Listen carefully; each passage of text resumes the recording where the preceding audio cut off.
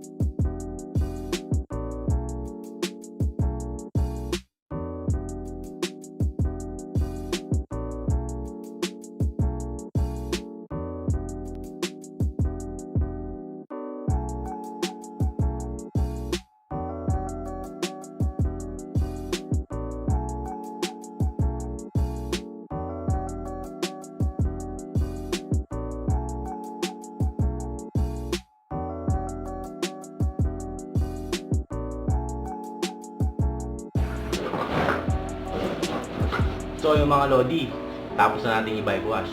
Lagyan naman natin ng PS1 ngayon.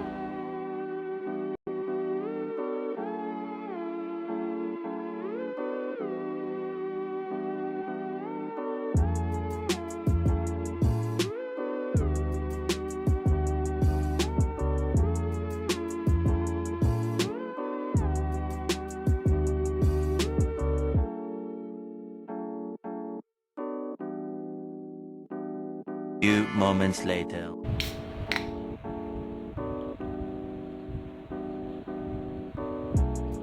Ayan mga lodi, ang ganda ng Sunpeed Mars.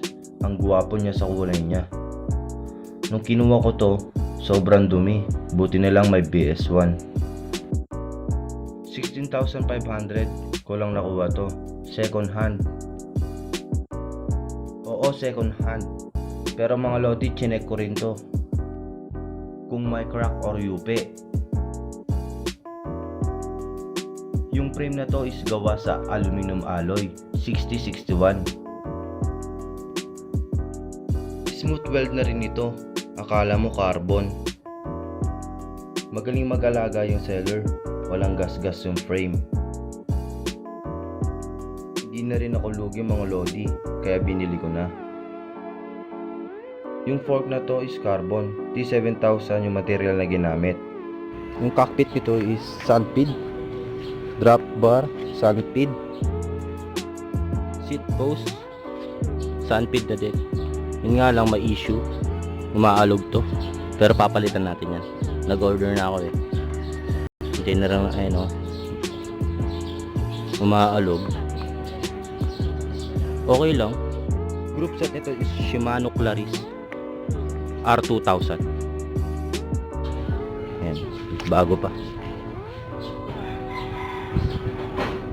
May gas-gas pero konti lang. Yung caliper nito is Claris na din. Dati nung una nung binili ko to, naka Z-Star to. Pinalitan ko lang kasi mahina yung kapit ng preno. Pati yung likod niya, Claris na din. Galing yan sa tatay ko.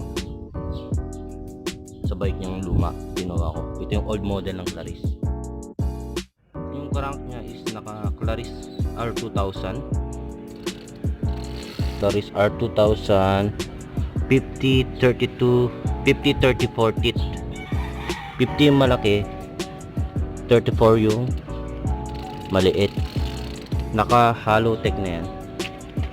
Hollow tech bottom bracket ang tawag din. Tapos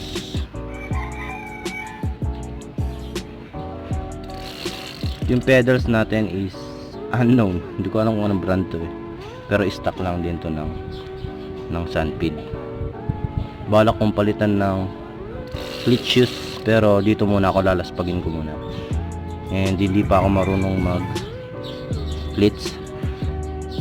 Ayan, may gas-gas ba? Tignan natin, check natin.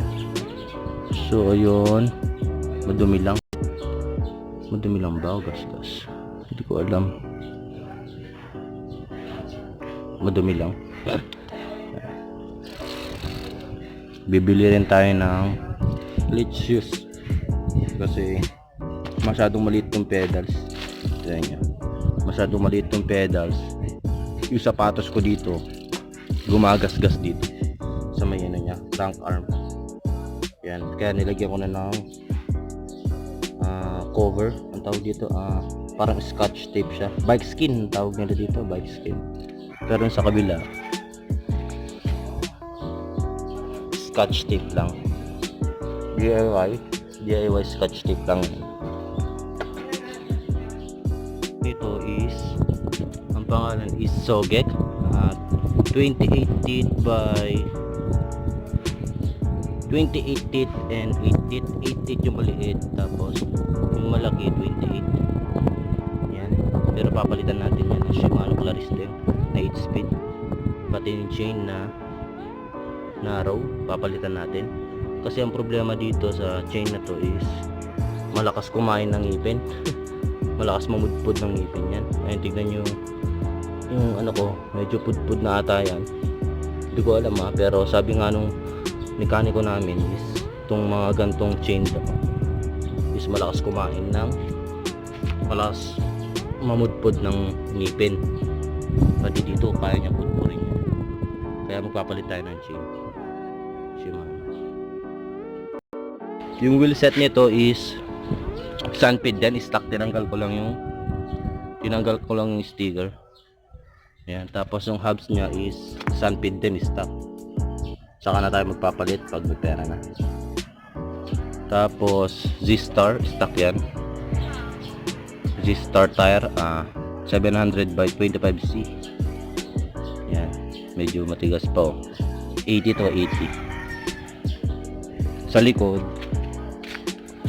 Sa likod niya, ito pinalitan ko na yung likod niya. Kenda na to. Kenda tires. 700 by 25C din yan. Tapos yung hubs niya ganun din, stock lang din, Sunpid. Sa tingin nyo guys, lugi ba ako sa 16.5? 16.5 yan eh. May libre pa yung speedometer. Nabenta ko na 500.